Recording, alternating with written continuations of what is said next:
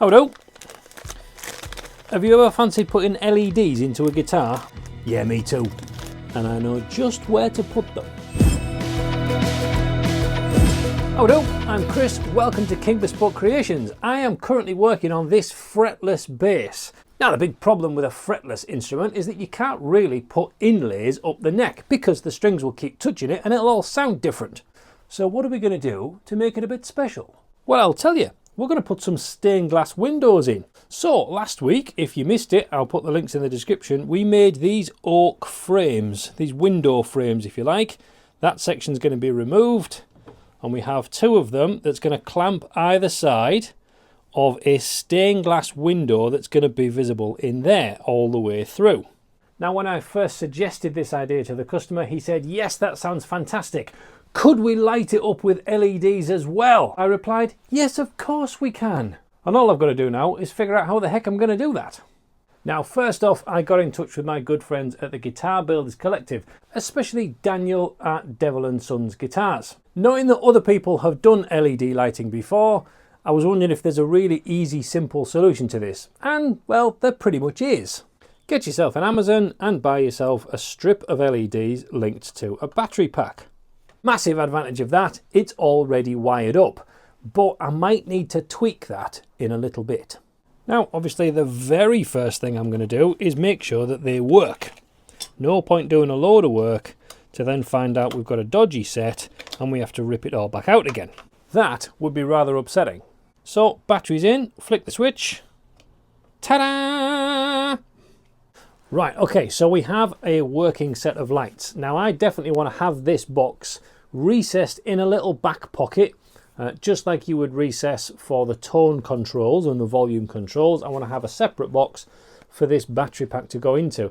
And I don't really want to have to remove that to flick the switch to turn the lights on and then do the same again when you finish playing. So we need to be able to turn these on and off as you turn your normal bass on and off. Maybe perhaps with one of these.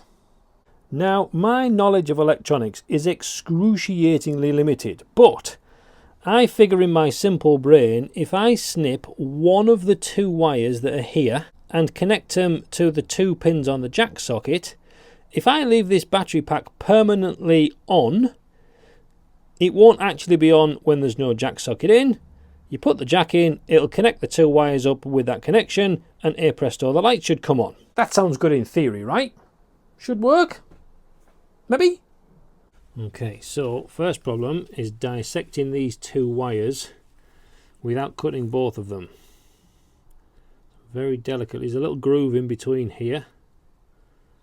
So I'm just going to very, very gently run the knife, just getting deeper and deeper each time. What I don't want to do is cut through the other wire.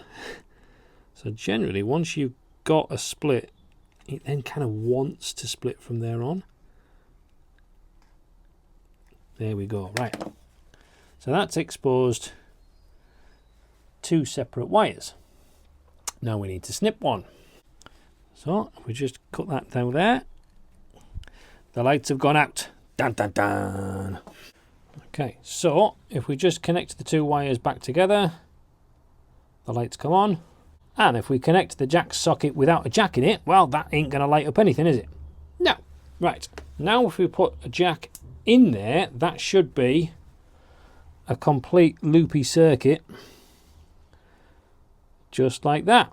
Beautiful. Yay! Right. I love it when a plan come together. So now that we know that that's going to work, I'm then going to solder on a wire onto the end of there and a wire onto the end of there to give me a length to play with so I can position this kind of anywhere I want inside the body. It doesn't have to be sat right next to the jack plug. Now, one of the top tips from Daniel at Devil & Sons Guitars is instead of just sticking the LEDs onto the edge like that, is actually to recess them in a little bit so that the light gets to disperse a little bit more. Because each of these lights that's on here, if they're right up against it, you'll actually see each individual ray of light coming out. So we'll kind of recess it a little bit to disperse them. And for that, I'm going to use one of these. This is just the right width, remarkably, for the strip of LEDs. Yes, at these pinch points we're kind of going to get in the way and we'll have to do it a little bit by hand, but at least the vast majority can be done with one of these.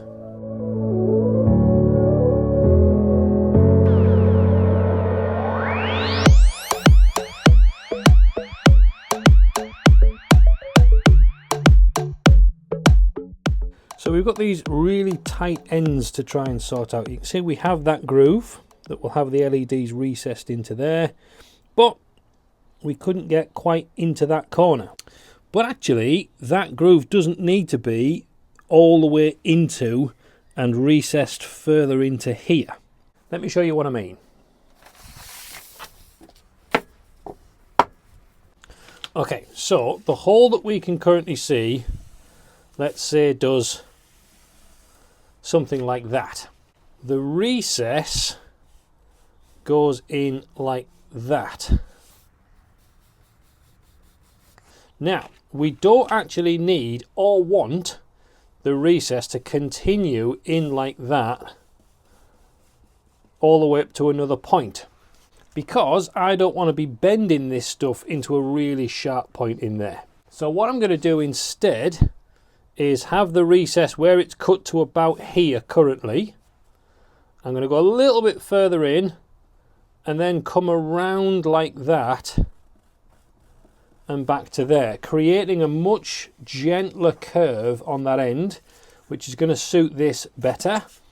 Now also on this section we don't need to worry about it being visible, because we have these window frames that's going to fit inside that, which will be like that.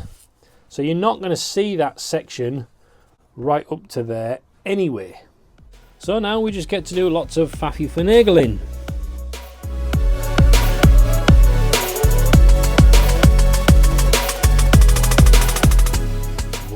Hour later, and we have some decent cutout sections right into there, so that should create a nicer curve in the middle but still be recessed. But of course we now need to have wires coming in and out of that area and somewhere to fit the battery box. So for that I need to know where the spare space is going to be that isn't going to get in the way of where the bridge is and where the humbucker is going to be. So I'm just going to quickly put those in place, route a quick pickup cavity, and then we can crack back on with LED stuff. Neck in, bridge temporarily screwed in place, and massive base humbucker in the not quite bridge position. Yes, that is the technical name for it, I think.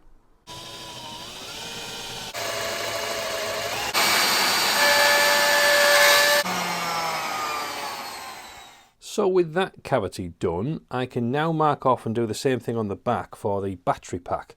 And I think I'm going to go in that kind of area there, but obviously on reverse. How far do I need to go past that pickup cavity? So let's say I'm going to go 230. That gives me a 2 centimeter gap between those two cavities. Plenty of overlap.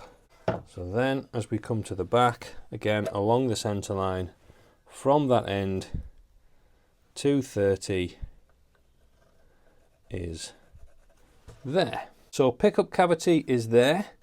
There's my mark to make sure I'm not going to interrupt that pickup cavity. So let's just draw a line along the back of there. I've also put a line here. This gives me a nice gap from the neck pocket. So again, I'm not going to be interrupting the neck pocket. So let's put a line up there as well. They're my absolute boundaries. I can't go wider than that for the cavity for the battery pack. I can go a little bit bigger than that for the plate, for the cover that's going to go over here, because that's only going to be shallow. It's not going to interrupt either of those two cavities. Now that's quite a nice space there for that battery pack to go in. I could even offset that, because don't forget this is going to go around the edge and it's going to have to come back in to go back out and do that one. So there needs room for a couple of layers of that either side of the battery pack as well. So exactly the same process as doing the pickup cavity. Drill out the most of the junk and then fine tune it with the router. On battery cavity cut out, and I've just very loosely laid out and gone through to make sure that I definitely have enough lighting, and I have this amount spare. So now I've got to actually put the holes in from the cavity into this groove so that it can slide through, go all the way around, come back in, and then go around and do it again on the opposite side. So I've drawn pencil lines here where I want my holes to go in to connect those wires along. And I'm using an 8mm bit, which is just fractionally wider than the LED strip. And I'm going to try and start and angle. So not starting up here, not starting right at the bottom. I'm trying to start in the right place at the right angle that I should poke into the groove that's on this opposite side.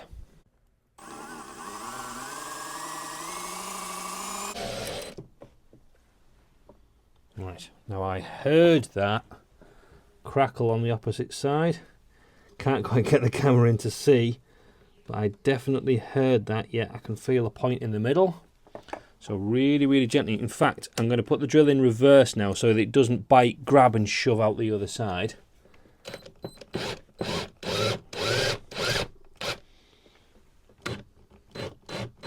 There we go. You see that there now?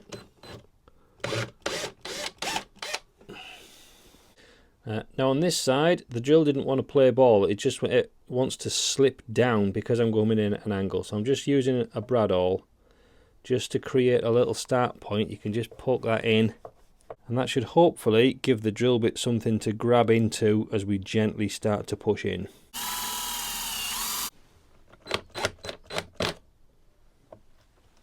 Thread the needle.